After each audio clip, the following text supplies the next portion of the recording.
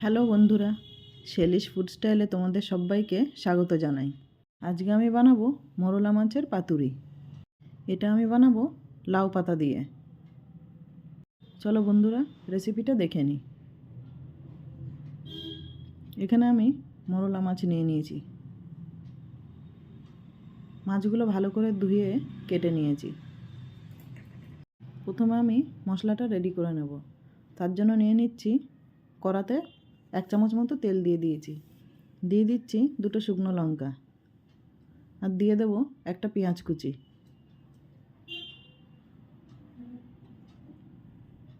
দিয়ে দিচ্ছি সামান্য আদা।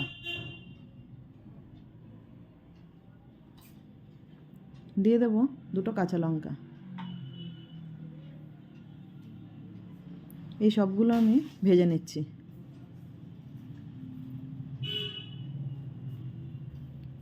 হালকা ভাজা হয়ে গেলে দিয়ে দেবো 1 চামচ গোটা জিরে। জিরেটাও পেঁয়াজের সাথে একটু ভেজে নিচ্ছি। এই মশলাটা এবার আমি মিক্সিতে পিষে নেব। আর নিয়ে নিচ্ছি 1 চামচ সাদা সর্ষে। দিয়ে দেব 1/2 চামচ কালো সর্ষে। এবার ওই ভেজে রাখা পেঁয়াজ আর আদা লঙ্কাটা দিয়ে দিচ্ছি। সামান্য জল দিয়ে আমি মিক্সিতে এটা পিষে নিচ্ছি।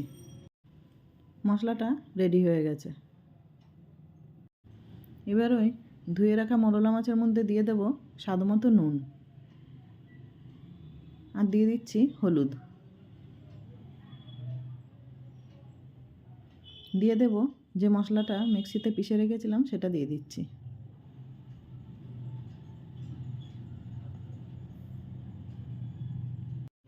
আর দিয়ে দেব সর্ষের তেল। দিয়ে মশলার সাথে মাছগুলো ভালো করে মেখে নিচ্ছি। বন্ধুরা, একবার এইভাবে বানিয়ে দেখো। একদম নতুন পদ্ধতিতে আমি মোরলা মাছের পাতুরিটা তোমাদেরকে বানিয়ে দেখাচ্ছি। মাছটা ভালো করে মশলার সাথে মাখা হয়ে গেছে। এবার একটা ফ্রাইং প্যানের মধ্যে এরকম লাউ পাতা দিয়ে দিচ্ছি। 2-3টে লাউ পাতা আমি প্যানের উপরে দিয়ে দিচ্ছি। আর দিয়ে দেব মশলা মাখানো মাছগুলো।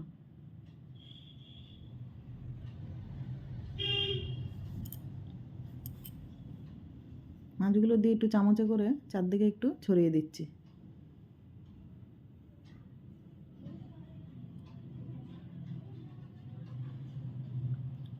আর দিয়ে দেব চেরা কাঁচা লঙ্কা।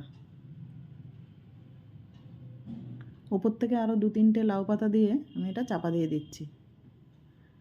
বন্ধুরা, আমি এটা লাউ পাতায় করছি। লাউ পাতাটা কিন্তু মাছের সাথে খাওয়া যায়, আর কলা পাতায় করলে কলা পাতাটা ফেলে দিতে হয়। 15-20 মিনিটের জন্য ঢাকা দিয়ে দেব। গ্যাসের ফ্লেমটা লো থাকবে। 20 মিনিট পর ঢাকা খুলে দেখে নিচ্ছি। দেখো বন্ধুরা, সাইডটা দেখেই বোঝা যাচ্ছে খুব ভালোভাবে রান্নাটা হয়ে গেছে। এবার আমি পাতাটা সরিয়ে দেখে নিচ্ছি। দেখো বন্ধুরা, খুব সুন্দর রান্নাটা হয়ে গেছে।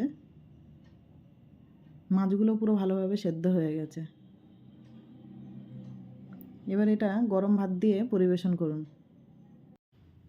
বন্ধুরা, তোমরা একবার অবশ্যই বাড়িতে বানিয়ে দেখো। আমি এটা এর আগেও বানিয়েছি, খেতে খুবই সুস্বাদু। বন্ধুরা, রেসিপিটা কেমন লাগলো কমেন্ট করে জানাবে।